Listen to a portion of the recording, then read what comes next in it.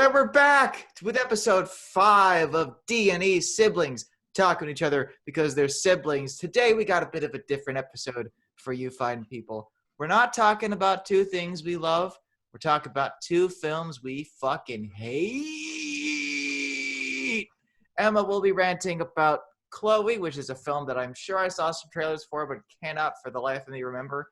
And I will be talking about Godzilla, King of the Monsters, which is a film that I saw a whole bunch of trailers for and in fact watch and cannot remember what happens in it. I've been watching clips in it to research it.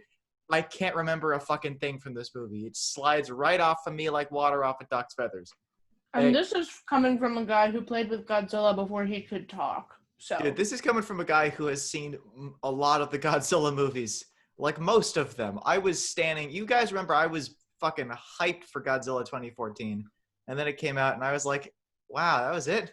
Then I saw it again. I watched it from the, like, our family was watching it in the living room. In the kitchen, like, you can see what's happening in the living room. I had to take a phone call in the middle of the movie. I was more than happy to have a distraction. I'm talking to this guy on the phone and watching the movie. And sometimes I'd be like, I'm sorry, I'm watching this spider thing on the screen when it's a Godzilla movie? That's the problem that I had with this Godzilla movie was like, you know, okay, I guess I'm starting. Okay, so that's the problem that I had with Godzilla 2014. I actually do still like it. I like the parts of it that I like. Because the problem that they had was there were two movies going on in that movie. There were. There was the story of this family who was directly involved with Godzilla because he causes the earthquake at the beginning of the movie, which ends up killing the mother in a really, really good scene. Like Bryan Cranston freaking like, and I don't know the actress's name, but they sell that scene. It was heartbreaking. But also then it's like white main characters in a predominantly supposed to be Asian cast film. Yeah, and it's like, why would you do that? Come on. And here's the thing. Okay, this is a thing. This is how poorly he was characterized. So if you, like me, really, really like Godzilla, but you're not like a humongous fan of Godzilla, you probably don't know the name of Ken Watanabe's character in the movie, right? Ken Watanabe was the guy who was just standing off in the corner, spouting off things about the greatest arrogance of man is thinking nature is in his control. And I'm like, that is true, but what are you contributing to the plot? That's Dr. Shirazawa, okay? Emma, Dr. Shirazawa is the guy who in Gojira, the original movie, kills both himself and Godzilla in order to prevent the knowledge of the doomsday weapon that he created from ever proliferating. And it's this nihilistic sort of like sad, did we really win in the end type ending to the movie. And he's in the movie and he just stands there. And I'm like, what the fuck is this? I'm alive, hello. Well, the problem is, like, I think Zachary Taylor Johnson, who plays the main guy in the movie, and then Elizabeth Olsen and their son, their story I care about because I know who they are. But they keep cutting to, like, the military standing in aircraft carriers talking about, okay, Godzilla's doing this. And I'm like, guys, I'd much rather... that. I'm like, who is this character? And why are there were definitely... It wasn't even, like, two different stories. It was just, like, clips. There was no plot. You know? That's the problem. And then the thing is, all the stuff with Godzilla and the guy, because the guy's inextricably tied to Godzilla because of his family history. And it didn't make sense for them to keep cutting back. And, you know, there's another thing that they do that really well in that movie. Gareth Edwards has who is the director of that movie and also the director of Rogue One. And you can actually see a lot of the cinematography in Rogue One. Oh my God, it was so good. Holy shit. It was pretty darn beautiful. That shot of like the Death Star fires a very low energy pulse into the planet, and just like the shot of like the camera tracking from like the plume of smoke up to the Death Star just sort of hanging in the sky. Holy shit, freaking inspired. He shoots the monsters from like windows or from like street corners or from like the tops of buildings. He gives you a reference for how big they are. Yeah. Which is incredibly smart when you're making a monster movie. Well, and also they're fictional characters, and they're fictional characters whose size fluctuates drastically depending on who's making the movie. Exactly. And also the Mutos, I didn't like their design. They were too busy. They were just for those who don't know, what's a Muto? Okay. So you remember those spider monsters in the movie? Yeah. I mean, they were just something that really bothered me was the design, that they looked so inorganic. They looked like computer generated. Meanwhile, Godzilla looked like a reptile bear. And I was like, why is one so smooth and so angular and is from the same place? Which is weird because I've seen Godzilla's so organic, like so textured and so rough and so jubbly and he's looking like something that exists. Okay, fun fact, Emma, the fan name for the current American Godzilla is actually Fatzilla because he's so chunky. He's a good boy though. We like him. We stand Godzilla. Love a chunker. He's chonky. No, chunker. Well, anyway, so that's Godzilla 2014. Rough movie. I don't like that they actually straight up lied about what the movie was going to be. Like, they edited certain clips that were in the trailers. There's a scene. No, okay, so there's a scene in That's how you know the movie's bad. Well, they made it look like it was only going to be Godzilla in the movie, and I would have been fine if it was just Godzilla, then he stops Why did they have to add more monsters? Like, this is the one time in my life. This is going to be a recurring thing when I get to Godzilla King of the Monsters. This is the one thing that I have to say. Yeah. That's how you know it's bad. When you have to say as a viewer, why did there have to be more monsters? Yes. Because normally we would love more monsters, but this was awful. No, well, I mean, and that's one thing that I liked about Pacific Rim is in Pacific Rim had so many monsters. Well, Pacific Rim 1 had like a bajillion monsters and like 3 robots. Different kaijus. But then in Pacific Rim Uprising, they go, hey, what if there are only 3 monsters, but we give you like 7 different robots? And I'm like, I'm fine with that. See, that's nice. Honestly, that's pretty cool. I haven't seen the second one yet. The second one, it's not as good as the first one. Actually, no. I mean, that's fair. Well, I would say in terms of the finer This makes details, me sad that Newt's evil. I'm like, what? I mean, I love it because he was really funny and cool. Well, Charlie Day is so he's having so much fun. He's like, I'm evil now. I'm gonna kill everybody. And then like he at the end of the movie. Whatever. We'll get back to this. Well, Pacific Rim actually factors into the reason why I hate this movie. So the movie that we've been talking about, this Godzilla movie. Yes. Well, is this the movie that you don't like, or is it related to the one that you don't like? I'm setting up. We're talking about this one. We're talking about next. We're going to talk about Kong Skull Island, which Jess and I watched the other day. You mean the new King Kong movie? New King Kong movie, yes. Here's the thing about that movie, right? I know you don't look like you liked it, right? I didn't like the trailer, and that's why I didn't watch the movie. Because I was like, first of all, I do not like King Kong movies. Second of all, why do they keep making more? Third of all, this looks horrible! Thank you. Now, here's the thing. Kong does a lot. I'm going to pull the rug out from under you. This is my favorite movie in the Monsterverse.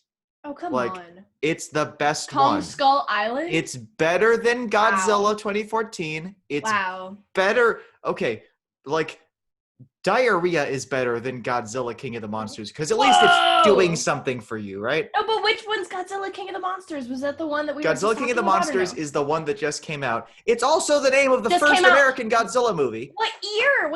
2019. So 2019. Okay, cool. Yeah. Okay, yeah. It's also the name of the original Godzilla, Americanized Godzilla movie from the 1950s. So we're not making things any easier for us here. This is very true. So yeah, well, whatever. So Kong Skull Island is a very, very simple premise. They eschew the film crew. It's not about the film. There's this shadowy government organization that kind of suck. They're called Monarch, and they are run by John Goodman. Now, John Goodman is backed up by his friend. Didn't he change his name? Didn't he change his name? I saw an article that was totally fake, but it was he changed his name to John Badman and has vowed to devote the rest of his life to evil doing.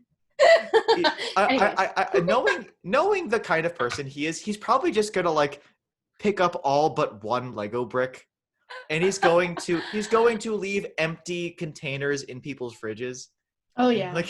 And they'll be like, "No, darn you, John Badman, you are evil." Although in this movie, he actually is evil. He's like the Santa of bad luck. He is.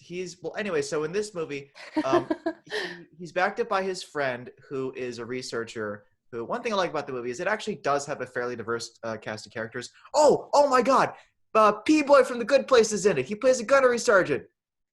Pillboy. Pillboy. Yeah, Pillboy. Pillboy. Yeah, Pillboy is in an episode of The Office too. He's that one where Michael gets like separated from Jim, and Michael goes on the walkabout, and then they use Holly to find him. He's the guy who's like, dude, you can't use my phone. Your friend just drove. He's the gas station attendant that Michael makes first contact with. Your friend just drove off with her, right? Your friend just drove off, okay? I watched him. He just left. And Michael's like, that's not possible. He's my best friend. Oh, God. It's so good. Anyways. Oh, wow. That's a future episode, but we'll talk about The Office at some point. So, Kong Skull Island is very simple. It's in the 70s. There is so much classic rock in the movie. And the cinematography is insane. So, like, they subvert your expectations in good ways. So, like, there's this perpetual storm system surrounding Skull Island. And what they do, they all load up into Hueys, into Huey helicopters, and they fly through. And it's really, really intense. There's all this lightning. Everything is shaking. They're yelling. Tom Hiddleston and Brie Larson are just kind of sitting there going like, oh shit, what's happening? And then Samuel L. Jackson. Tom Hiddleston and Brie Larson are in this movie? Yes. And it's not Marvel? Yes. And Sam Jackson's in it too. It's like, what the fuck?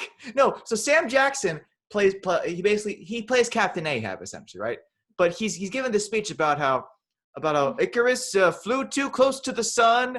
He was arrogant, and his wings were made of wax. And then shaking, he goes, but our wings are not made of wax. They are made of 100% cold-rolled Pennsylvania steel. And then they emerge from the storm front, and nobody crashed. And I'm like, oh, shit, that's amazing. And they're flying over the island, and they're dropping these bombs to test the seismic activities. And then one of them goes, what's that? You go, what? And then this thing slams into their helicopter, and then everybody else looks, and you see in slow motion, there is a palm tree lodged into the helicopter. And then they look over, and there's just Kong standing right there, and he's huge. And it's this frenetic, incredible scene. They're all shooting at him. They're all freaking out. The really big helicopter's been playing Paranoid by Black Sabbath this whole time. There's this one amazing shot of like he knocks out the tail of his helicopter, and it's spinning. And it's just there's a guy clinging onto it, like flailing around in the thing as it's spinning and spinning and spinning and spinning and spinning and spinning. And it just hits the ground, and you're like, dude, this is insane. This is the first 10 minutes of the movie. Oh my God. Jesus Christ. And then, and like, I won't say too much about it because it's so good. I will say, so John C. Reilly is in it, and he plays this American fighter pilot.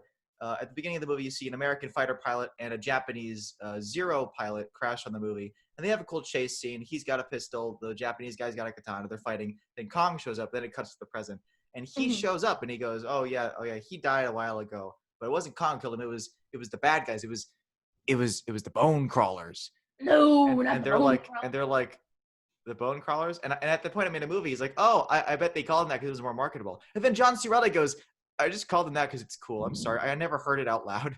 And it was just so great. But the thing about him is the whole movie, he mentions how much he misses his wife because he got married and they had a kid right before he deployed, and how he misses the Cubs. And then there's an end credits scene where it's shot like a home movie, no dialogue. He goes home to his house, and his son greets him at the door. Then his wife sees him, and she's carrying drinks. She just drops them, and she comes over, and she hugs him, and she's crying.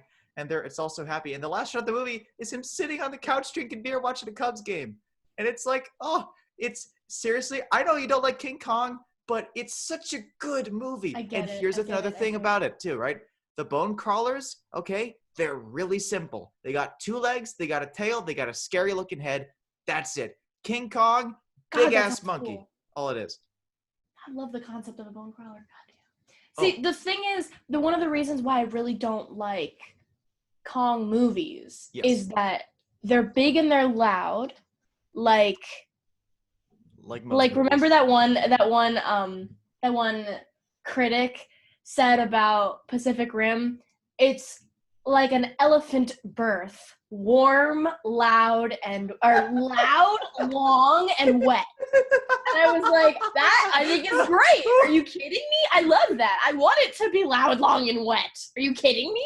That's kind of how I would describe. So somebody described Godzilla King of the Monsters as wet Transformers. And I'm like, yeah. See, the thing is, I really don't like movies where there's big monsters and the military is in charge, because it's really just a military industrial complex propaganda movie. Here's the thing. And there's a reason why they do that. Boring. No, there's a reason they do that. It's problematic. because the military can subsidize your movie. No, I know, and I hate it. It's like, why would you do that? It's like, what? God, no. And like all the characters in this movie are like down soldiers, except for Tom Hiddleston, who plays like the gentleman badass who doesn't get a lot of lines, but he's cool and grizzled and sexy and hot. And then there's Brie Larson, who's the photographer, and she doesn't get a lot of lines, but she's cool and grizzled and sexy and hot. But there's another cool thing that I like, which is that in both Godzilla 2014 and Godzilla King of the Monsters, the humans are fucking useless. I hated every single one of them, and I wanted them all to die, right? And none of them do. Fucking none of them do. It's shit. Tragic. But in King Kong, there's a twist where it turns out, this is one of my favorite twists. Hey, so you know all the bone crawlers? Those were the babies. And this is the big one, and it rises out of the thing. And they use napalm to summon it. And there's this really cool scene of like... They use napalm to summon it? Yes, oh my they use God. all this iconography from like Vietnam. And then you got friggin' there's this really great shot of like there's all this fire in the jungle. And then King Kong is looking at Samuel Jackson. And then you just see fire in Sam Jackson's eyes as he's staring at King Kong. And he turns into Captain Ahab. Sad. It's like, why does there have to be so much destruction? You're infiltrating an indigenous environment and destroying it and dropping bombs for seismic activity. It's like, what are you doing? They change things up. So Kong is not the menace that the Islanders are hiding from. No, I know. Bone crawlers are. I get King Kong is actually, he's the good guy. And so it's good. But anyway, it's a fairly straightforward movie. But that's also one of the reasons why I didn't like that Kong movie with Jack Black and God. Guy. Oh, don't remind me. I mean, holy shit. For some reason, Carrie would constantly watch it. And I'm like, well, because that was a big movie back in 2006. True.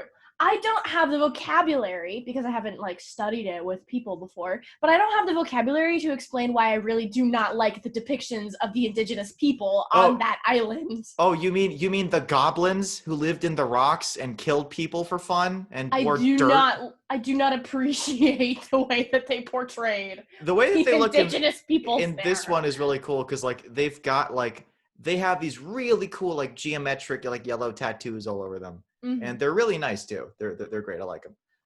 I hope you like the sound of the rain in the background, by the way. Oh, thank you for the touch of Florida. I appreciate it. Well, anyway, then we get to Godzilla 2019. Yes, the actual Godzilla 2019 movie that you actually hate. Okay. The reason we are here today. So the reason I hate this movie, this is why I needed to explain to you the plots of all the other movies. Yes, we need is that I hate that every fucking movie has to be Marvel now. We can't just make two good movies. It's gotta be a fucking cinematic universe, and it's gonna tie in, and all this good shit's gonna happen, right? And look at this person from 3 movies ago. They popped up, and Okay, so the thing people might not remember who weren't very old when Iron Man 1 came out, right? But none of these characters were popular or cool. Captain America was a stupid sounding character. Thor, no one gave a shit about him. Incredible Hulk, I'm still not a big fan of, but Mark Ruffalo is wonderful, and we love him, and we stand. Iron Man, robot dude, not a whole lot to know about him. So you got a lot to work with there. Nobody has any idea who these people are, and they built up this universe. They added little bits and pieces here and there over the course of 4 movies. Then they brought them all together in Avengers, and it was a lot of fun. The problem is that there have only been 2 movies in this series. One of them took place in the 1970s on an island, and none of the other characters are in any of the other movies. And the other one focused on a guy and his family in Las Vegas. So in Godzilla 2019, which is what I'm calling it, they introduce every other concept in the MonsterVerse. They introduced that what the monsters are called. They're called Titans. They introduce where they live. They live underground because there are hollow pockets in the hollow earth. That's where they all live. Now let's just ignore the logistics of giant multi-thousand billion ton monsters walking around a planet that is hollow. Whatever. They naturally keep the things in balance, and we've awoken them with our overpopulation and our pollution. And I'm like, well, thank you, Malthus. I wasn't expecting a lesson in Victorian economics today. Fucking awesome. So Godzilla 2019 starts off at the end of Godzilla 2014. And it's this family played by 3 actors, one of whom is Millie Bobby Brown, and that's the only thing I know about them. Yeah, she's Millie in it. Bobby Brown is in this Godzilla movie? You'd be surprised. What? She's fantastic in the whole movie. They waste her. They have her screaming. Yeah, she's great. She's a wonderful actress. And that's one of the things. Like, I'm not against having a strong female character cry a lot. Like, talking about Stranger Things. Like, having the contrast between their strength and their weakness makes them stronger. Like, that's my goddamn childhood. You know, I cried every day. Oh, Look I know. who I am now. Yay! Like, I got to be strong because I cried. Here's the thing about Stranger Things and Millie Bobby Brown. They just constantly have her crying. And I'm like, does she not get tired of crying? Like, can they let her stop crying, please? I mean, dude, pay me Millie Bobby Brown money. I'll cry as long as you fucking need me to, man. I mean, true. Yeah. But still, anyways, continue with Godzilla. Well, the thing is like, so they lose their child in the attack with Godzilla and the Mutos, and they hate Godzilla, and they end up splitting up because, oh, I hate Godzilla. Here's the thing, and this brings me to the first problem with this movie. The person who plays her mom can't act. Like, this person has been in a billion movies. I think her name is Vera Farmiga. I don't really remember her name a whole lot. But, like, our mom could probably give a better performance in this movie than she does. And I'm not really surprised, because if I was given the lines of dialogue that this character was given, I'd tune out instantly too. Because it turns out... do you remember the lines of dialogue? We'll get to a few of them. There's this one speech she gives, the Malthus speech, as I like to call it. We'll get to it. So she is like this researcher. She's a researcher who works in a lab, and they find Mothra. They find the larval form of Mothra. And this brings me to the first problem with the movie. I love Mothra. The monsters are too fucking busy. Emma, what does Mothra look like? Just off the top of your head, what does Mothra look like? A moth. Yes, big moth, wings, kind of cute, really fuzzy. Maybe like those fake eyes on the wings that yes, the fake eyes on the wings. Have. Yes. Do you remember at all what her like larval forms look like? No. Okay, they're just a series of round balls because it was the 60s and that's all. I mean, that's what larva is. It's just Mothra has so many little like legs and mandibles and shit and eyes, and I'm just like, I don't know what the hell I'm looking at. And this brings us to another problem in the movie. There are so many problems in the movie. They don't shoot the monsters like monsters. They shoot the monsters like things, right? They shoot them like people, right? They shoot the people like on like ground level with like a wide shot, and then they shoot the monsters about the same way, right? Mm-hmm. There's a part later on in the movie where they awaken Rodan. Rodan shoots up out of a volcano and causes all this destruction. He causes like a hurricane amount of destruction to this poor island, right? Woohoo! Well, the problem is they don't show Rodan flying over and blotting out the sun. They show like the tops of the buildings blowing away, and then they show Rodan in the sky separately. And there's a part where like they're flying around in this big like shield helicarrier giant stealth bomber thing, and like Rodan is behind them, and he looks almost the same size, but then he catches up to them and he attacks the fighter pilots, and the fighter jets are like a little bit smaller than his freaking feet. And I don't feel the size of this thing at all, and it's insane because that's what makes even Kong Skull Island got this right.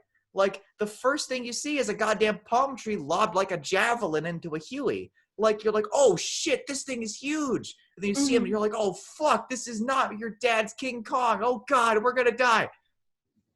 And like, well, anyway, so it's in this first scene that we also see the first huge problem with the movie.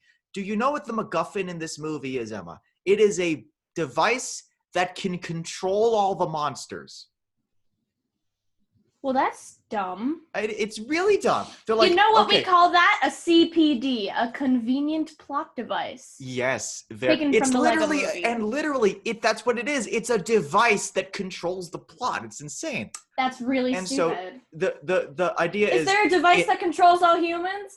Yeah, cell phones. Just ask my son. 5G, man. If this movie gets close to that, let me tell you. So anyway, so so they get invaded by a bunch of eco-terrorists, which, let me say a controversial thing. Eco-terrorists aren't actually a thing, you fucking idiots. Anyway. Like, for real. Like, seriously, no. Anyway, and they're played by, okay, so you watched a tiny little bit of Game of Thrones like 5 years ago, right? The first season. Do you remember a character named Tywin Lannister? Tywin, yeah, not Tyrion. Not his Tyrion, dad, Tywin Lannister. Yeah, I remember his dad. His dad is a dick. Okay, he like plays, Mr. Lannister. Yeah, Mr. Mr. Lannister is my father. Please call me Tywin. Call me Tywin. Tywin is a really cool character because he's a douche, but he believes in what he's doing, and you can tell that he's being a douche to hide his insecurities. And like one of the only characters he ever actually opens up to is Arya Stark. And they have kind of a cool little friendship thing going on. It's great. Oh wait, you mean in the show? I thought you meant in the movie. Show. I was like, Arya Stark is in Godzilla. There's a lot of people in this freaking movie. Actually, hold up. Let me tell you. This is another problem with the movie. So hang on. There's too many famous people, and it's confusing. I'm gonna list out all the people who. So there's 1, 2, 3, 4, 5, 6, 7, 8, 9, 10, 11. 12 people who are listed on Wikipedia as the stars of the movie. And I'll be totally honest, I don't know any of their names. It's insane. That's not helpful. Well, anyway, so, and this brings me to another problem, which is none of these characters seem like they have anything to do with each other. Like, none of them. The dad, fun fact, the dad of the family that Millie Bobby Brown is in, he's the douchey star actor from the 2006 King Kong movie. Yeah, like he's the guy who's supposed to be playing. He's a parody of the original leading man from the original King Kong, right? And he's in this movie, and I don't remember a single line of dialogue he even has. And there's all these scenes where like all the human actors do is they just explain to you what the plot of the movie is, and there's so much that happens. And the problem with it is that like. And this is another thing, which I have to couch all of my reservations for like other cinematic universes is. Marvel took its fucking time. You didn't get to the team up until you got to like the 5th movie, okay? You didn't get to the ultimate bad guy until you were at movie like 23. And by then, the stakes had been raised and raised and raised to the point where you were like, shit, how could it get bigger? And then like the world ended and you were like, fuck. Okay, now the thing about this movie is it introduces all of the concepts in like, they just dump all the concepts at you like right away. There really is this sense of like terror and foreboding about Godzilla 2014 and Kong Skull Island. And like, it's almost like eldritch, like almost like Lovecraftian. Like you don't want to find out more because the truth is worse than living in ignorance, right? Mm-hmm. There's this very Lovecraftian trope of the light of reason being evil, and the darkness of ignorance almost being preferable. Not like an overt way, but more like fighting this thing out will drive you crazy, right? Yeah. And then in this movie, they just sort of undercut all that. Like we're watching these. Basically gods show up out from under the earth and fight each other. It should be harrowing and terrifying. They're being chased through the air by a couple aircraft carrier sized Firebird. Why is it not scary? It's not scary because it's like the problem with this movie is it's not the ultimate movie in the thing. Like what hang on, my foot fell asleep. My foot fell asleep. I'm so bored that other parts of my body are falling asleep talking about the movie. The thing is like, like I the thing about this movie is that like, and the thing about the MonsterVerse in general is that like they didn't get how to raise the stakes, right? So like the first Avengers villain is Loki. Loki is just Lore's shithead brother. It's just Thor's Yeah. shithead brother, right? That's Lore. Lore, Lore. Oh my god. Yeah, Loki is just Lenore's shithead brother. Lenore. Lenore. No, I'm kidding. No, you're Lenore. Her friend Lenore. Anyway, no. Oh my god. No. So wait, hang on. I need to.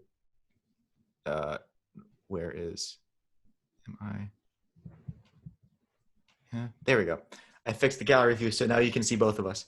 Anyway, so no. So there's this like. And then they introduce Thanos in Avengers 1, and then they kind of build him up, and then they introduce him in Infinity War, and by that time you're like, oh shit, he's crazy. Okay. The movie that this series is building up to, thankfully it's only going to be 4 movies. The next one is going to be the last one. The last one is going to be King Kong versus Godzilla, because they made a King Kong versus Godzilla back in the 60s, but it featured a lot of Japanese people in blackface, so they don't actually want to make it a thing. Yeah. Ooh, there's a disturbing amount of blackface in Japanese media. It's really uncomfortable. Anyway, so what they're doing is they're saying, okay, King Kong is like the ultimate rival of Godzilla, right? Now, there's a few problems with that. The first is that Godzilla is that they introduced King Ghidorah, who is he's this big golden dragon from space. He's got 3 heads. He breathes lightning. He's got these 2 tails.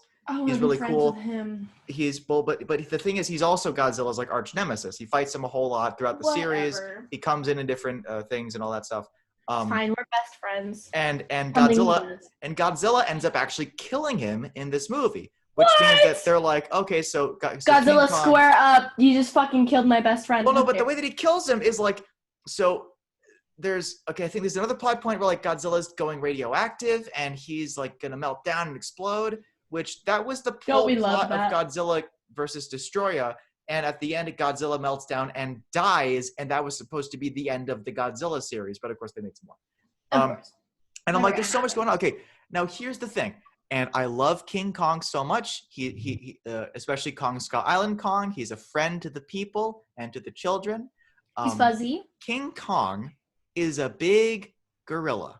He's a really big gorilla. And I can't stress this enough. King Ghidorah is a 3-headed giant golden dragon who breathes lightning from fucking space. Do you really mean to tell me that building up to King Kong versus Godzilla is badder ass than King Kong versus Ghidorah? He just tanked a fucking god from beyond space and time. You mean to tell me that I'm supposed to expect there's going to be any kind of a competition between Godzilla, who is established as being the king, literal king of the monsters? All the monsters from all the world just bow down to Godzilla at the end of the movie. Do you mean there's going to be any kind of a competition between that and fucking Monkey Boy over there on the island? Really, people? Are you serious? That would be like if they kill off both Thanos and Galactus in the first Avengers movie, and then they go, hey, so this guy that Tony Stark interned for when he was 18, it was actually kind of a douche, and he's the villain of the series right now. And I'm like, what is this shit? Are you kidding me? All this buildup was so worth it just to have you fly off the handle right here. Yeah, that really was like my whole problem with the movie was I'm like, you killed off Ghidorah.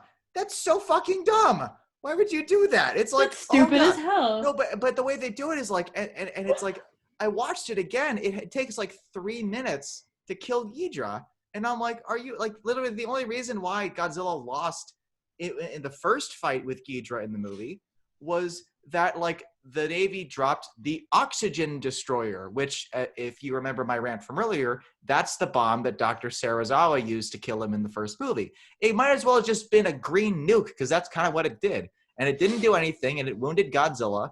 And then they had to go, and then Ken Watanabe Shirazawa had to go and sacrifice himself in the lost city of Atlantis. Because, by the way, there's a lost city of Atlantis in this fucking movie, too. What? It's like, okay. Like, okay, I will sum up my thoughts with this movie in that, 1, too much happened. Too much happened. 2, not enough happened. Not enough happened. Not enough of importance happens. Get it. 3, there were too many people and not enough characters. And 4, there were too many fights and there was not enough action. There's a thing that people keep saying, like, oh, dude, it's just a monster movie. Why can't you just turn your brain off and have a good time? The movie won't let me. It keeps explaining things to me. It keeps establishing secret societies and conspiracies and lost ancient religions and shit. And then twists and turns. And I'm like, dude, Pacific Rim was literally just, hey, look, that monster is big. Oh, shit, they're getting bigger. Oh, shit, they're getting even bigger.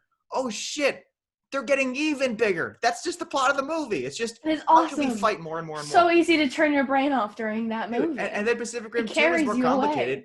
But and Pacific Rim 2 is more complicated, but it's just a murder mystery movie. That's all it is. You know? I mean, it's Kong also Skull the Island. sequel. They wind up on the island. They're stuck. They got to get off. That's it. Godzilla 2014. Wonderful. Man wants to keep his family from not dying because of the horrible monsters. Godzilla 2019.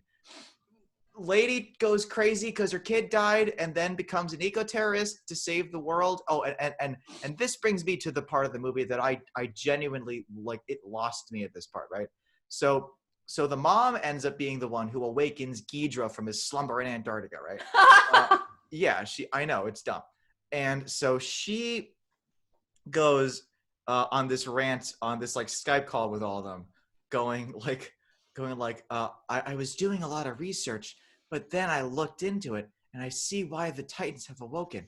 Overpopulation, pollution, they are a fever and we are the infection. And I'm like, now the problem with that clip is the characters immediately rebuke her and they're like, you're crazy. It won't bring back Andrew. And I'm like, that's kind of a demeaning motivation for like an angry lady character to have. Like, my son died. I'm mad. It's like, that's dumb. Anyway, but also, like, I looked at that clip online. All of the commenters are on her side. They're all like, no, COVID is going to be the fever and we are the... I'm like, this is so dumb. Like, no, just don't put this shit in your goddamn movie. It also leads to my least favorite twist in all of fiction, which is that humans are the real monsters. Walking Dead does it. Friggin' Attack on Titan does it. And now we got Godzilla. It's not even the twist in Walking Dead. That's the plot. Yeah, it is. Which is why I don't really like to read it. I'm like, I don't want to read about how terrible humans are and trying to make a new society. I know, totally. Yeah. Although I will say, I told you already, the ending to that comic was perfect. Wonderful. It ended? Awesome. Yeah, it ended. It ended like a year or so ago. Yeah, that's also one of the reasons why I never wanted to read it anymore. It never ended. But then it does, and you're like, oh wow, it actually ends really well. Like they stop fighting and they settle into like a society, and you're like, this is great. I love this. But anyway, so okay. So you those left all of your copies of The Walking Dead here. I should mail them back to you. No, it's cool. You can have them. I already read them. Oh god. So those are my thoughts on Godzilla, King of the Monsters, a movie which is so uninteresting that I could barely bother to even watch clips of it for this thing. I had the option to spend $10 to buy it so I could rewatch it so I knew what I was talking about. I didn't want to. Like, the clips just made me feel bored and anxious the whole time. I'm like, this is so bad. It doesn't make any goddamn sense whatsoever. So anyway, don't try to copy Marvel. And eco-fascism is bad. Don't be like that. Anyway, Emma, tell me. Take my mind off of this. Okay. Tell me about Chloe. Okay. Spill that tea, sis. Are you ready? I am ready. Okay. I'm going to look up the name of one of the characters because I don't know. I didn't do any research for this episode because I had a personal bone to pick with this movie, so I don't even need to watch it again. It was pretty recent also when I watched it. So I watched the main this last characters. Year, so you did? You've seen this movie? This was no, not that one. Fun fact. Oh, Godzilla. Godzilla's the movie that convinced Jess and I to stop going to the movies because we were like, you know what? We could have just spent $3 on this in like a year. Wow. Like, this was a waste of time. Wow. Okay. Yeah. So the main characters of Chloe are the girl who plays Chloe, Amanda Seyfried. Okay. Julianne Moore, the woman who's Really? like, yeah, she's like, Okay. hi, I'm a gynecologist. And don't worry about it. Don't worry. I will explain. And Liam Neeson, her husband. And then their son, somebody who's just like a typical shaggy-haired, I'm one of those adorable boys from the 2000s type of He's person. a soft boy. Yeah, he's a soft boy.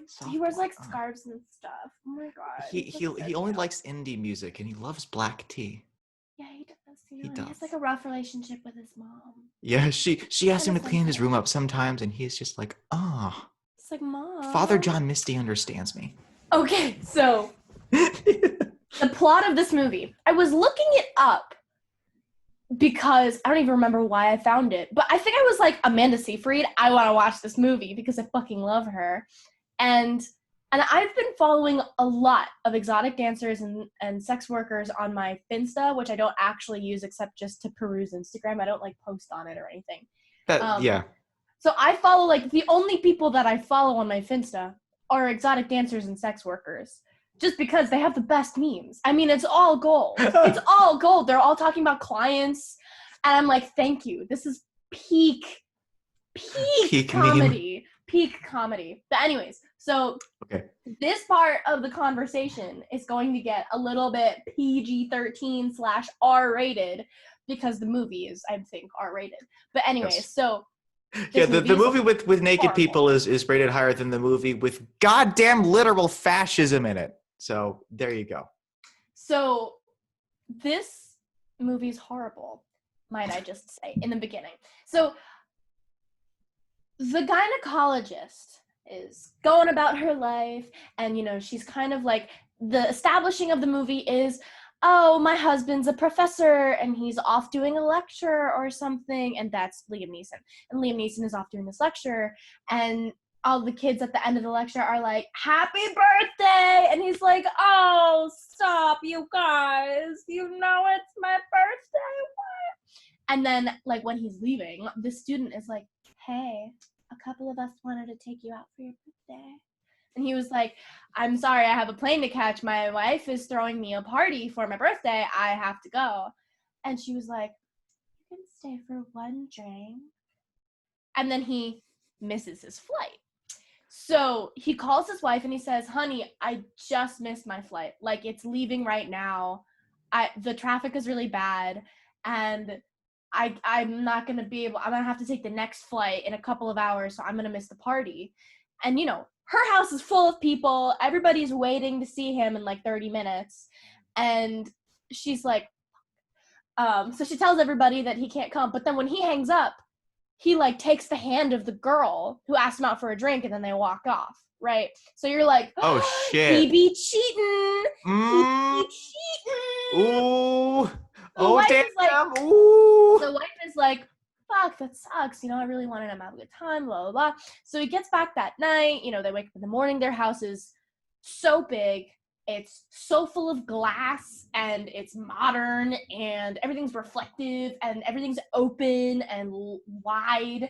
And it's like, it's just the epitome of the bigger my house gets, the more far away I feel from my loved ones. And it's like, I'm so sad because of all the money I have. Stop. Just fucking stop. I didn't even, for the record, I did not finish the movie. That's how much I fucking hated it. Ooh. Oh, I you could gotta not love it. finish the movie. Anyways, continuing. Okay, you know, you keep going. I'll pull up the synopsis on Wikipedia. Okay. And then when you find it, please read it out loud. But, so, you know, she's also having trouble with her son. Her son has, like, a girl over, and she sees her. The mom sees the girlfriend walking around in just her underwear and an overshirt. And, you know, the girlfriend's like, oh my God, your mom just saw me in my underwear. And the guy, like, you can hear her whispering from the other room. And he comes out and he's like, hey, Mom, sorry you had to see that. Bye. And closes the door. And she's like, Michael, or whatever his name is, like, we have to talk. Anyway, so her husband's getting ready for the morning. And she manages to see his phone at some point. Because, I mean, they're married. They have access to each other's... I mean, like, that's what people do. You know, you have access to each other's phones at various Yeah. times, like, and so she looks at his phone and she sees that this girl texted a picture of the two of them. The girl from the night before, the girl who was like, let's go get a drink. She and Liam Neeson took a picture together. And so she sends that to him and says, thanks for the fun time last night, or thanks for the drink or something. And then she's like, my husband was lying about missing the flight. And so she asks him, she was like, hey, last night, did you like run to meet the plane? And he was like, what? She was like, did you like run to meet the plane? Like, did you try to make the plane? And he's like, honey, what difference does it make if I tried, like if I ran to get there or if I just got there and it was gone? And she was like, first of all, horrible dialogue. Fucking horrible dialogue. Okay. Nobody talks that way. And I was literally watching it thinking like, if only I could rewrite this goddamn movie right now. And Yeah, that's when you're one of the thinking reasons like why, that, it ends that's up one of the really reasons why distracting I you. stopped watching it. I was like, I can rewrite this whole movie. People don't talk like this. Like, Yeah. just No, ask yeah. him, hey, I saw this picture. Don't say, did you run or did you walk? It's like, that's stupid. Like, That's just padding. And I look, this movie's only 90 minutes long. You can't afford to pad fucking anything. Anything at all. Okay, you said you were looking up the synopsis. Read it out to me. Okay, I want to tell you first what the budget was. The budget was between 12 and 14 million, and it made 11.7 million. So it lost a couple $100,000 at the box office. Deserved to.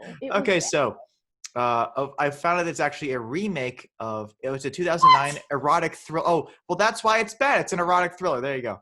It's a remake of a 2003 French film called En Natalie.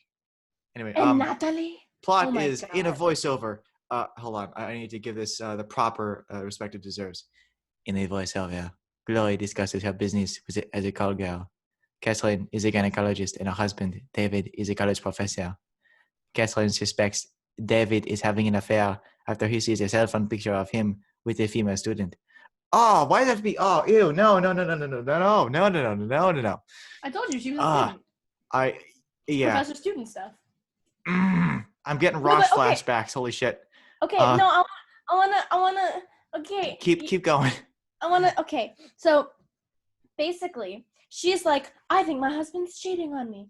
And so she's in her gynecologist office. And she sees this girl. Well, no, not yet. Sorry. She goes to dinner with her husband and their friends. And she goes to the bathroom at dinner. And the girl in the stall next to her in this very, very fancy bathroom is crying. And she's like, are you okay? And she's like, I'm okay. And she's like, is there anything I can do for you? Are you sure you're okay? And she was like, there's no toilet paper in the stall. Can you hand me some? Like, I don't have any tissues to blow my nose. And so she gives her some. And when Chloe reaches under the stall to take the tissue paper, she like holds her hand for a second. And her nails are like red, but she like holds her hand for a second. And then she takes the toilet paper and she's like, well, that was weird. And then she goes and washes her hands. And then Amanda Seyfried comes out and she's like, hi, I'm Amanda Seyfried. I will be your Amanda Seyfried for the evening. And she was like, I want you to have this. And it's like this elegant, like, hairpin. And Catherine is like, I can't take that. And she's like, no, it's fine. I found it in the stall. And she's like, well, then I really shouldn't take that. You should give it to, like, the management. This is a really oddly specific piece. It's almost like you're going to be using it later on in the movie to threaten me with. I don't even know how it ends. Well, I looked it up. Apparently at the end, Chloe confesses her love for Catherine and threatens to stab her with the hairpin. And I'm like, wow, we really couldn't have thought of another way to include that object in the movie, could we? Oh my God. In the very, very beginning, in the first 1 minute of the movie, it's Amanda Seyfried, like, looking around in this dark boudoir style room, and she's wearing like next to nothing, and she does her hair up with that pin, right? So she's clearly lying about the fact that she just found it. Anyways, so she's in love with Natalie, right? Not Natalie, sorry, Catherine, from the very beginning. She's in love with the original name of the movie, which I'm sorry, I forgot. Yeah, whatever. So, she's like, I don't even know how to like. She leaves the bathroom and she goes back to her husband and her table and stuff, and she sees Amanda Seyfried go back to her table, and this guy who is like clearly not cool, you know, because she was like, why are you crying in the bathroom? And she was Amanda Seyfried was like, men can be such dicks sometimes. And Natalie was like, my God, Catherine was like, just call her Natalie, it's fine. I don't give a shit. And she was like, yeah, they really can be. And so when she's in her gynecologist office, she keeps looking out of her window and she keeps seeing Chloe walking back and forth from cars to the hotel saying goodbye and hello to men. And I'm like, first of all, like random men, like to their cars. I'm like, first of all, that's not how it works, but okay. Yeah, she'd be arrested in like 5.5 minutes. Like, if no she was lie. lucky. Not just that, but she's not gonna go outside. Like she she would be putting her life in danger, unfortunately, if she made herself public like that. Yeah, no, for sure. So, you know, so the gynecologist is like, she like tries to look for her services or something, and she like gets in contact with her or something somehow, and she's like, I want you to seduce my husband. I think he's cheating on me, and I want you to seduce my husband. Huh? What? Wait, what? Yep. And like, are you sure? And also, not just that, but at one point, she's like, you know, I'll do like a health panel. I'll check your stuff, you know, I'll make sure that you have no venereal diseases. I'll make sure that you're safe and stuff, and I'll do it for free, but I want you to seduce my husband. And I'd be like, I'm good, lady. She's like, I've never done that before. Like, what? And I can't even remember the order of everything, but I do know for certain that at one point, she meets the professor husband at like the botanical gardens, and she like is flirting with him and gets him like sequestered, and then they go to like this storage room where all of the watering cans and stuff are, and then she gives him like a hand job, and so she goes to meet with the gynecologist again, and the gynecologist is like, I changed my mind, I don't want you to seduce my husband anymore. And Chloe's like, but I already did. I just came from making your husband come in my hand. And she's like, what? And then Chloe explains it to her, and you're seeing that the gynecologist is very visibly turned on by the fact that her husband is cheating on her. Or maybe she's like, just polyamorous, right? And it's like, wouldn't that be a conversation to have? Yeah, I'm like, what is happening? And then so she just like, so she's like, so I'm still on, like it's not canceled anymore. And anyway, so she goes to the gynecologist's office again or something for the blood work and whatnot, and her son comes to the office to say, hey mom, like I'm picking up my tux, because he's like a pianist or something, right? Funny word for an erotic thriller. He's a pianist. Anyway, so he comes to pick up his tuxedo for the performance, and he meets Chloe in the waiting room because she's waiting to meet with his mom, and she's like, oh my God, hi, you're so cute. And she starts playing with him. The family is under Chloe's gaze, and it's at one point, I died 1,000 deaths when I heard this line. Okay, the tell me. The gynecologist asks her, why do you do this work? Like, God, no. No, it gets worse. I died 1,000 times when I heard this, and I died 1,000 times when I heard her response. Are you ready? Oh, no. Why do you do this type of work? I would have loved, first of all, for Chloe to say, you want to discriminate against my line of work? When you're paying me to seduce your husband? Bitch, you look at pussy all day. You're a gynecologist. You get paid for that shit. I would have been like, because I like fucking. That's services? What I do, man. No. You know what Chloe says? Oh, God. Lay it on me. I like to find little things in people to love. That's what she said. She said, I fall in love with little things about people. And Oh, I get it, because she spends all day with like guys with incredibly tiny weenies. That makes sense. And I'm like, what is happening? What is happening? What the fuck is happening? Emma, you know what she is? She's a manic pixie dream slut. That's what she is. Anyways, know. continuing. Ugh. Like, okay.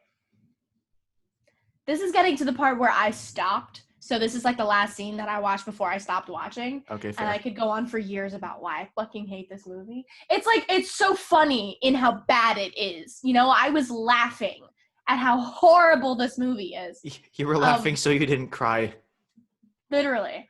So she texts the gynecologist, this is the hotel, this is the room number, meet me here. And so she goes there, and she sees that the bed is all unmade, and Amanda Seyfried is wearing the bathrobe, and she's like, yeah, he just left.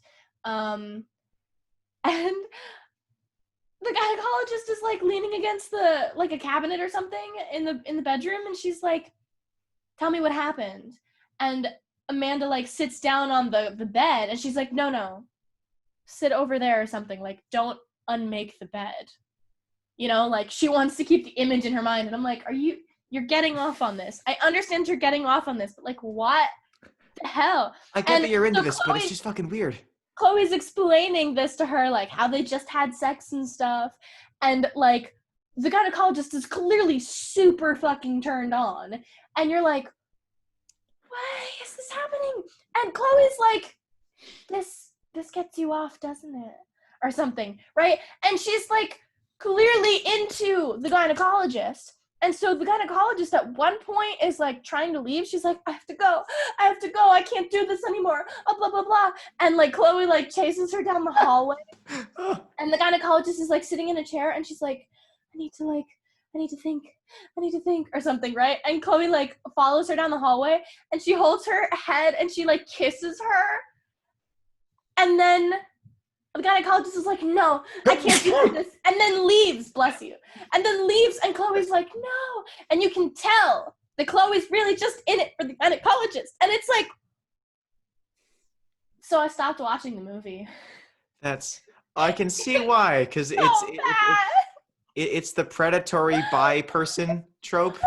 What is happening? First of all, they're portraying sex workers as home wreckers. Second of all, they're portraying the wives as being in a position of power, which is over not the true sex at worker. all. They're portraying sex work as not a legitimate business. They are portraying the sex worker as a predatory, bisexual or pansexual Predator, yeah. There's no communication whatsoever between the husband and the wife. Yeah, I was gonna be like, dude, what the hell? Why'd you go cheat on me with these ladies? Like, sex work can help a marriage, but there needs to be communication. That's not like the point. Oh, and yeah, I like really don't. Go ahead. Well, because the thing is, too, is like, there are a lot of people. It's getting more and more acceptable. Unfortunately, it's not super acceptable yet, but it's getting more and more acceptable for people to have not strictly monogamous, but not entirely polyamorous relationships that are still very much consensual. Exactly. And I get that. I'm more of a monogamous person myself. Yeah. But like, I can get that. And I think part of the problem with like this movie is it sounds like it was made in like the dark ages before like social justice really became like a thing, and like women and people of color and sex workers and people of other genders and sexualities had the ability to they had the ability to like speak about their experiences just freely. Well, it came out in 2009. Yeah, 2009. It was like 11 years ago. I was 9 to 10 years old. Yeah, you would have been a very different person if you'd seen this movie like back then. You would have been like, what? Yeah. Oh, this is terrible. I hate this. I wouldn't have understood. I probably would have liked the movie, actually, but like I wouldn't have understood why it was so problematic because I would have been 10 years old. Nobody would have let me see that movie. No, I'm a responsible adult, and I'm thankful that I didn't see it. We let you watch Tremors and AVP though, so good thing. True. Although I did not get nightmares I will say, from any of those movies, which is awesome. Although I will say, both of those movies feature some incredibly badass ladies. Not just that, but Aliens vs. Predator has like the thing bursting out of people's chests, and it's disgusting. And I watched that when I was 6. I remember that. Yeah. Old. And I remember noping out of signs when I was 11. I was like, nope, nope. I was so thrilled. I was like, this movie is awesome. The I remember Predator watching is my people. best People friend. apparently like. I didn't know that people hated that movie until I got on the internet a couple of years later. People don't like it, and I'm like, dude, it gives you what you want. It's like, here's the alien, here's the predator, they're fighting. It does I do love the it. Godzilla thing of overcomplicating things a little bit, but it's like, look, you I want think the it's really alien, cool. you want the predator, they're fighting. Oh, you want people to think- fight with the aliens and the predators? Look, they're doing it too. Cool, I awesome. think the Predator is really neat. I think it's a really cool character design. I think it's really cool. But I hate Chloe I hate Chloe because too. she's Do you want me to clearly. read you the end of the movie? Because I've got the last couple First paragraphs here. of all, she's Sure. very clearly mentally not right. She starts off Oh, like God. it's also showing sex workers as mentally ill, and it's like also she's Yeah. in the bathroom crying, like, you know, kind of feeding into the concept of who hurt you, you know, did Oh. your dad do something to you? Are you? There's no way in hell that you're just doing this because like you're horny. You're gonna make a ton of money. Well, like, yeah, I know. Yeah, that too. yeah. Yeah. If your passion is having sex with people and you're good at it, like what the hell, right? Why Honestly, not? there's a lot of self-worth that comes with sex work. Well, there's a lot of self-worth with realizing that that's actually what you want to do. Yeah. The Like- empowerment of understanding your labor, getting compensated fairly for it. It's Mhm. also an incredibly difficult profession. Like, the amount of abuse and assault that exists within the sex work industry and community is like awful. My knowledge of the sex working industry is limited to a single Philosophy Tube video where he actually interviews a sex worker who I think she's part of this like group. I think it's sort of like a labor union for sex workers. I love labor unions. And for she sex work, just sort of especially. explains all the problem. Well, yes, we stand Yeah. labor unions.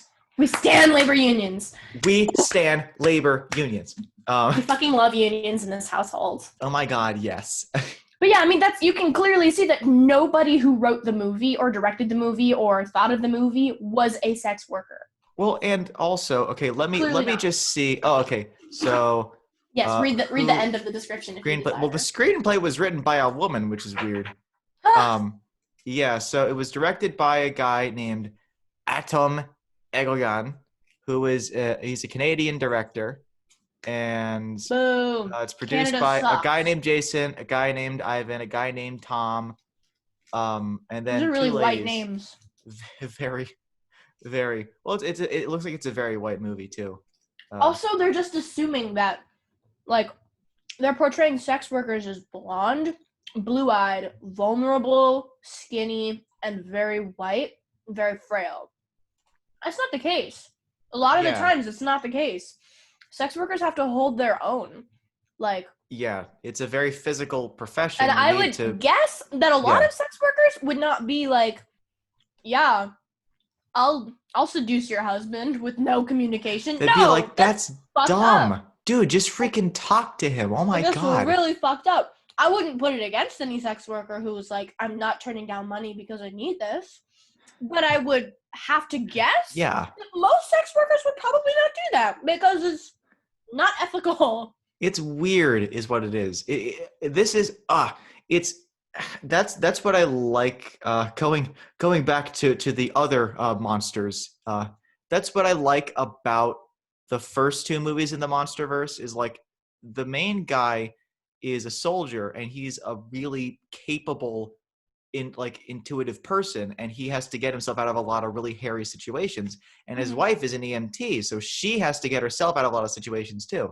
And all of the guys on the island, with the possible exception to Sam Jackson, because he turns into Captain Ahab pretty quick, they're all really smart, capable people.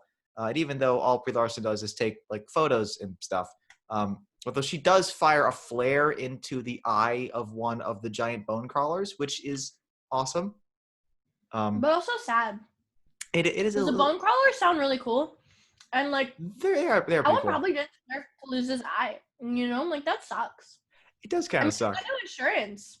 Are you supposed to wear glasses now? There is no. Well, much like how Chloe depicts like the.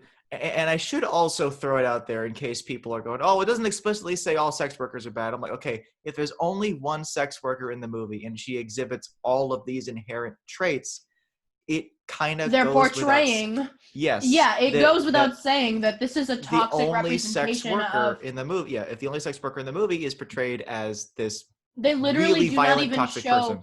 like Yeah. like sex workers work typically not alone. Typically, they do not work alone.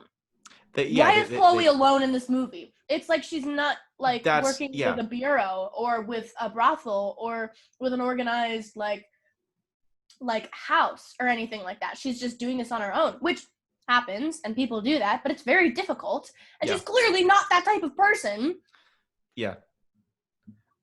Yeah, it's a dumb movie. It's a really dumb movie. I watched it because I was like, this looks interesting. It's Amanda Seyfried. Like, I also really want to watch Jennifer's Body at some point, and I'm very upset to find out that Amanda Seyfried, her character, tries to stop Jennifer from killing all these boys. It's like, whatever, bro.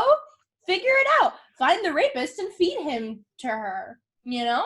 To the demon. To demon Jennifer. To demon Megan Fox.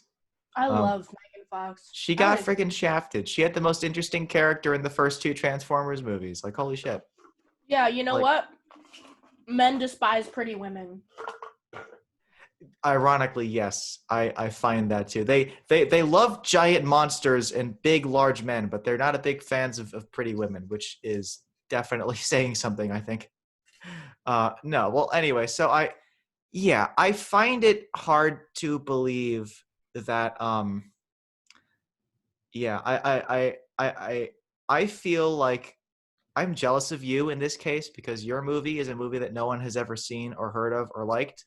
That's true. And it didn't make its movie back, whereas the Monsterverse has grossed $1.4 billion, and everyone is going on about, friggin' God, it's terrible. There's a thing that I also would like to say too, which is that if you want a truly fantastic Godzilla movie, like genuinely great Godzilla movie, and you want a Japanese Godzilla movie that came out really recently, well, the director of Neon Genesis Evangelion, which is one of the best animes of all time in my mind, flaws and all, Hideaki Anno made this incredible, chilling movie called Shin Godzilla, where it's both a tribute to the first Godzilla movie, Gojira, and also a bit of a critique of how the Japanese government handled the Fukushima disaster of 2011.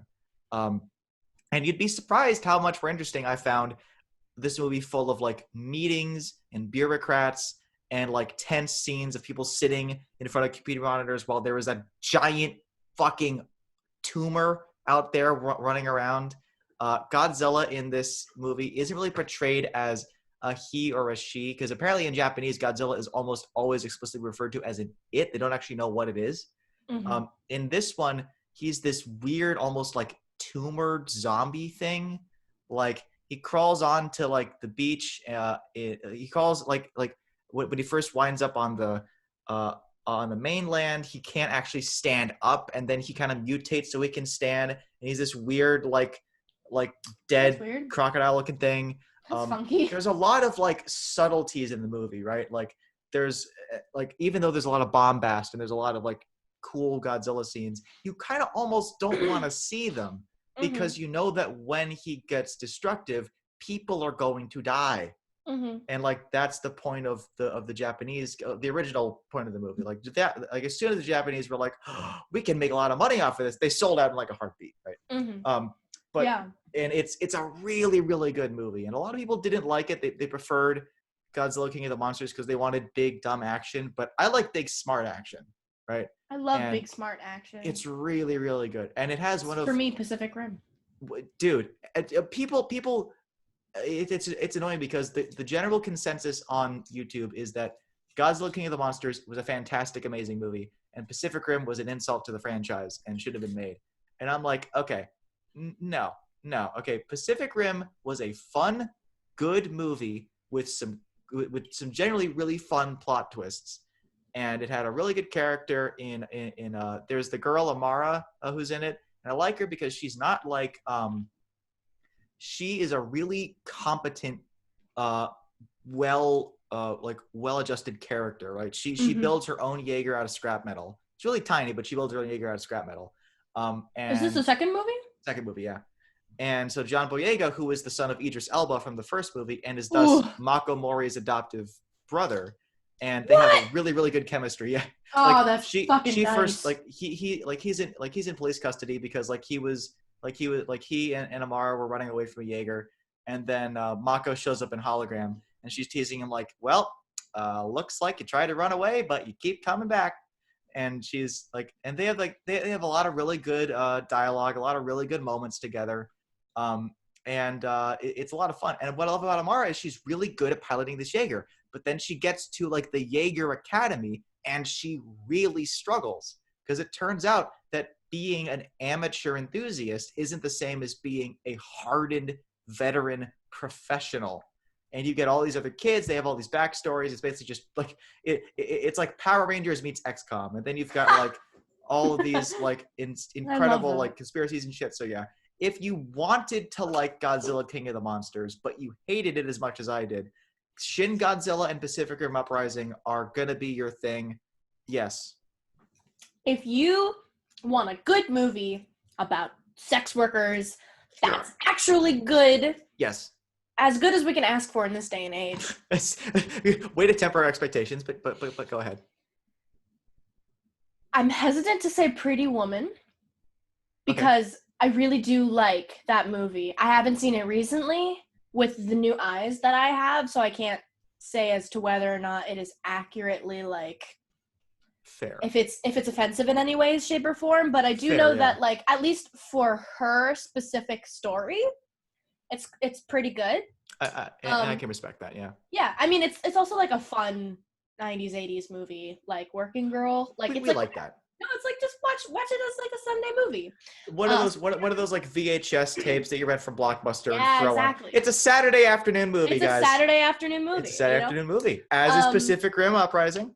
And Hustlers, which is on Hulu now.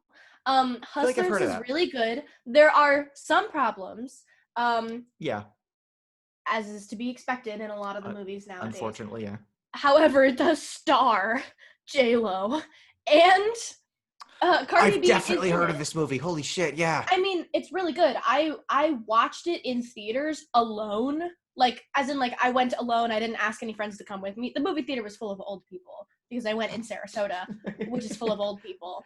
Most of Florida, you'd be surprised. Yeah, I was literally surrounded by just people, like a sea of white hair. And I was like, that J-Lo, she was sure sparkling in that film. Her booty was off of the chain, my dudes. Yes, what, the poet, to quote the poet, she got a big booty. But I mean, like, Cardi B also started in this like industry as a stripper. I remember that. I love her. Like I love that. Like I'm not a huge fan of Cardi B's music and stuff, but I really do support that. I'm not a big fan of Cardi B's music either, but I like her come up story. Her come up story is really good. Yeah, I will say too, it took me a little bit to get into it, but I finally got I Like It last year, and it's really, really good. Like it's a really good song. Okay, she made this song. I Like It Like That, yeah. I Like It Like That, I like the original song that song samples called I Like It Like That. I like that song too. Pete Rodriguez. Oh my God. Yes. I listen to that in the car all the time and everybody's like, oh my God, you faked me out. I thought it was the Cardi B song. And I'm like, no, we only listen to Gold in this car. Are you kidding me? Yes. Give me the goddamn trumpet. Like.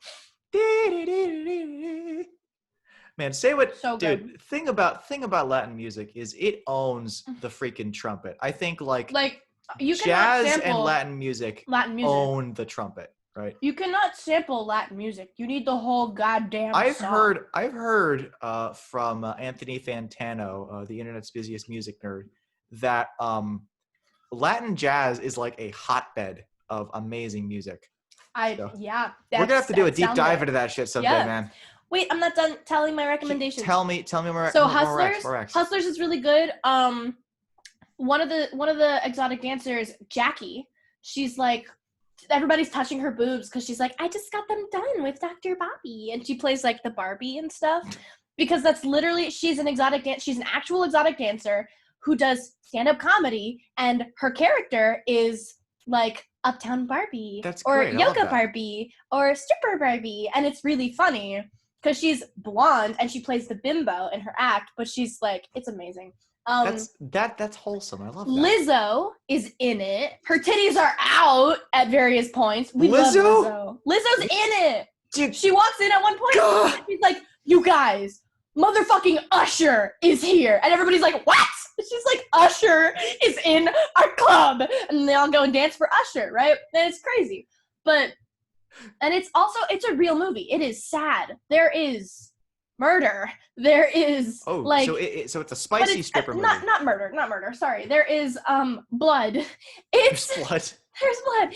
There's, like yeah. The whole structure of the movie is that they are scamming these really, really rich guys by drugging them and telling them that they had a great time and that they spent a lot of money in VIP.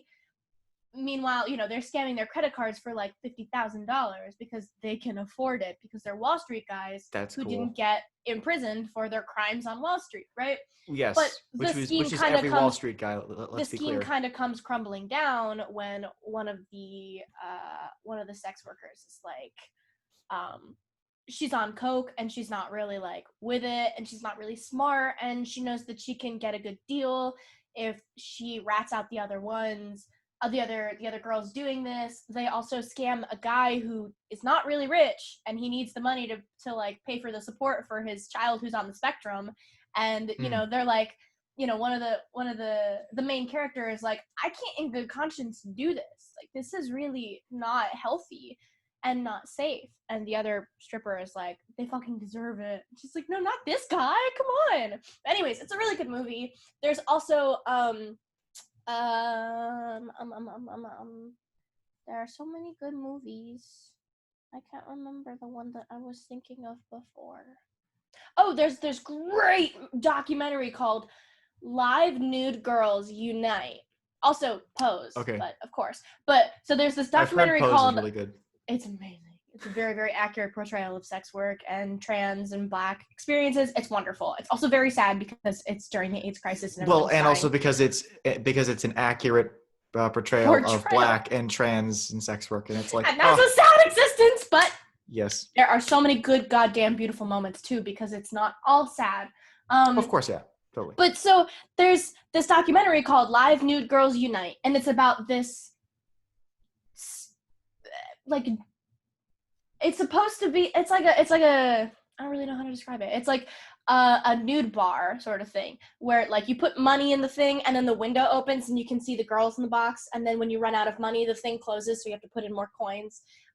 So it's kind of like a strip club, but you don't. It's literally a Skinner box. I love it. I don't know how to call it. So that's the thing. That's the place that they work. And they were like, you know what? Fuck it. We're going to unionize. And then they unionized. And the movie it's filmed by them in their struggle. Are you serious? For getting unionized. It's awesome. I watched it in my class called Alternatives to Capitalism and Socialism in my second year.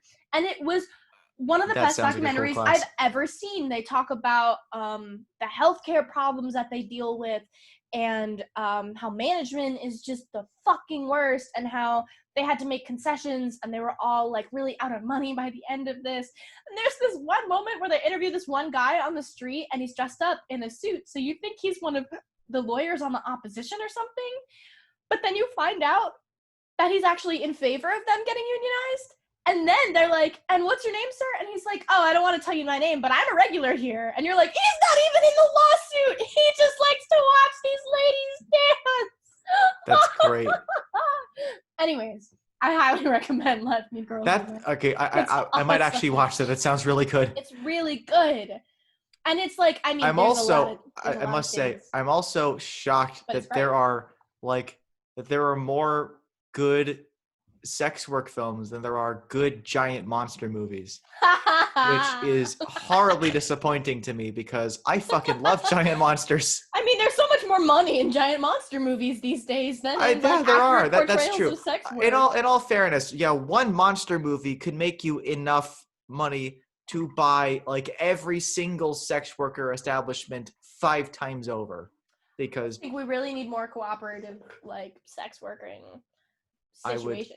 Like I don't we actually need know anything about that scene, but I'm going to agree with you. cooperatives. Cooperatives, we like those things Where in the it's world. where they own shares, or like they own the Oh, bars. fun fact. So fun fact, Ocean Spray, the company that makes all the cranberry stuff, they are a worker co-op. Oh, I love co-ops. Yes, every time they want to get a new farm in to give them a new product, they become part of the company and thus part owners of the company. All the farmers own they own everything. We love co-ops, we love B Corps, we love all of it. We love kibbutzes. We love the workers, and we love all the works. The blitzes, the blitzes, the kibbutzes, kibbutz. Kibbutz. Sure, cool. Like I won't attempt it. I won't attempt it. Oh God. Okay. Oh geez. All right. I'm just gonna call that an episode. All right. So thank you. It's been a long time. Yeah. Well, thank you for everyone for tuning in to our various rants and rambles about these two piece of shit movies, which fucking suck. Awful movies. Mine, unfortunately, has a huge following online. So I get to live with it. I haven't even checked into mine. I couldn't even fucking finish it. Then don't. Good. Next week, we're going to be changing things up and talking about, I'm going to be honest, two of the best films of the century. Emma will be raving about Midsummer by Ari Aster, and I will be gushing about The Lighthouse by not Dave Eggers, Robert Eggers. Turns out that I've been calling him Dave Eggers since I watched the movie, and I got his name wrong the whole time. He's a whole different goddamn man. Yeah, he's in a whole different industry. And what he writes and does is like, no. Right guy. Okay, I'm going to leave you on a message, which is sex workers are people, and eco-fascism is not a valid political stance. Everybody, have a good one. Be safe, and don't go outside. Bye. Wear a mask. Bye. Wait, I need to. How do I stop this?